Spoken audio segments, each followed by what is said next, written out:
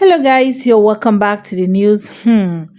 A lot of things they happen for this country. Some people really get mind. They said Edo State turned bloody as angry youths slaughter many Hausas in cold blood and also burn down their homes. Hello my country people, you're welcome back to the news. Thank you all for tuning in to listen. I do really appreciate. And if you're just joining us for the very first time, hello, you are also welcome. Good morning, good afternoon, good evening. I greet you all according to your time and location.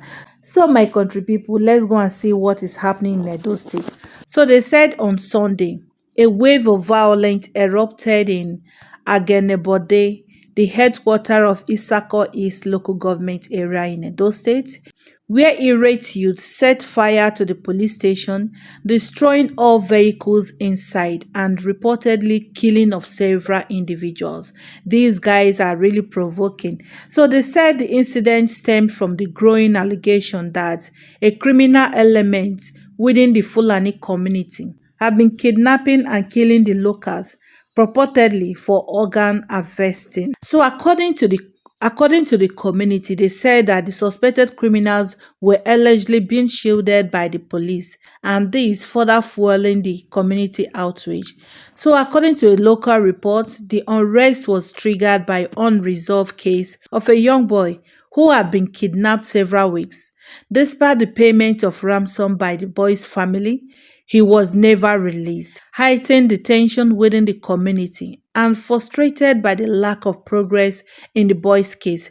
So the youth of the community decide to take the matter into their own hands, of which they decide to use a tracking device to track the boy's phone.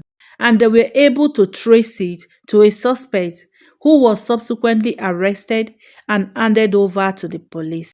Initially, this case was reported to the police. The police were not able to do anything. Now, the youth decide to take this matter into their own hand. They saw the suspect, they carried the suspect, go meet police. Police arrest the suspect. And yet, the police refused to do anything.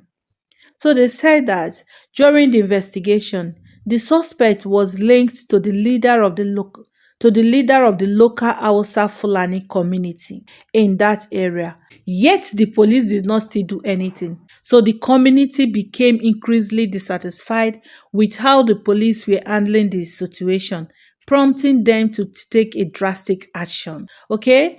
So this group of youth stormed the police station. They forcefully removed the suspect from the police custody. So it was at this point that the situation escalated further.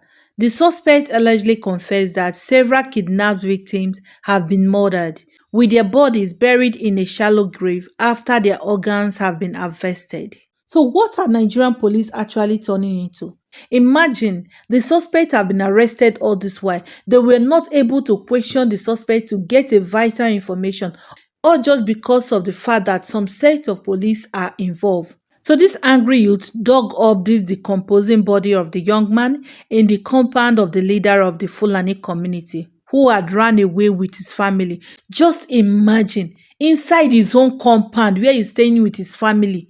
Now there they bury people dead body. So are they trying to say that his wife or children are not even aware of what their father is doing? Because he is doing this thing inside the same compound where he's staying with his family. People get mind though. So in addition of the boy's body, they reportedly discovered several bones believed to be those of other human victims. And this gruesome discovery confirmed their worst fear and ignited a wave of retaliatory violence. And in the fit of rage, the youth set fire to the Hausa Fulani's leader residence, which had been abandoned after he fled with his family. This violence quickly spread as they targeted and destroyed the business centers of other Hausa Fulani residents in the area. Several individuals from the Hausa Fulani community were reportedly killed in the ensuing chaos. After wreaking havoc in the community, the youth directed their anger towards the police station, which they accused of protecting the criminals and failing to act in the community's best interest. The station was set ablaze alongside with all vehicles inside as the youth expressed their frustration with law enforcement. One of the youths involved in the unrest voiced the community anger, saying, "Enough is enough. They must stop. They must stop. The police killed our children and still take our money from us. These kidnappers will adopt our children, collect ransom, and still kill them. They take millions from us, and in the end, we will still lose our loved ones." This is really bad. What are Nigerian police turning into? This one now be say they arrested the man and the police refused to act. Yes, a lot of people have been questioning the activities of some police officers.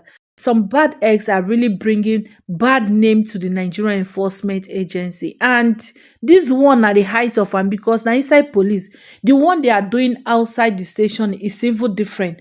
Are they trying to tell Nigerians that the DPO is not aware of what is happening in the station?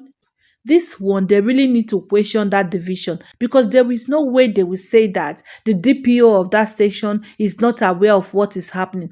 What was the effort in order to make sure that justice is served?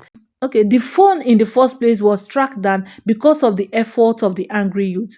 Now, say the angry youth make sure say the boy confess. From his confession, he exposed the person wey be say na him dey involve, being the Fulani head. Now the police still refuse to do something about it. Na still the same angry youth. Na dem go make sure say the boy go show them where they bury the dead body. So what is our Nigerian police actually doing? The incident has left the local authorities in shock. When contacted, the chairperson of the Esako East local government area, Mrs. Benebit Eto, was reportedly too overwhelmed to speak, according to one of her aides. And in response to the escalating violence, Assistant Inspector General of Police, AIG Arongwa Udo, who is in charge of Zone 5, and the Edo State Commissioner of Police, named me Edwin Edward, visited Agenebode to assess the situation and work to restore order in the community. Their on-the-spot assessments highlighted the need for urgent intervention to prevent further bloodshed. Efforts to contact the Edo State Police Command for an official statement were met with a brief response.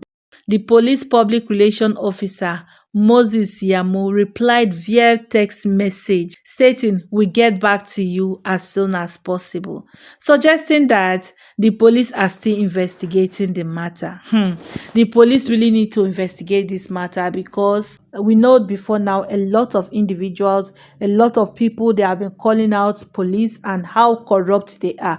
But most times it they applicable to those people wey be say then they on roadblock. But this one inside police station, it is really, really bad. Nigerian police are turning into something else. So what they are trying to tell Nigerians now be say their life, their properties are no longer secured.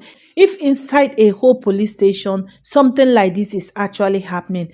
So my country people, I saw this news and I thought I should share with you guys. Please feel free to drop your comment with us in the comment section. Don't forget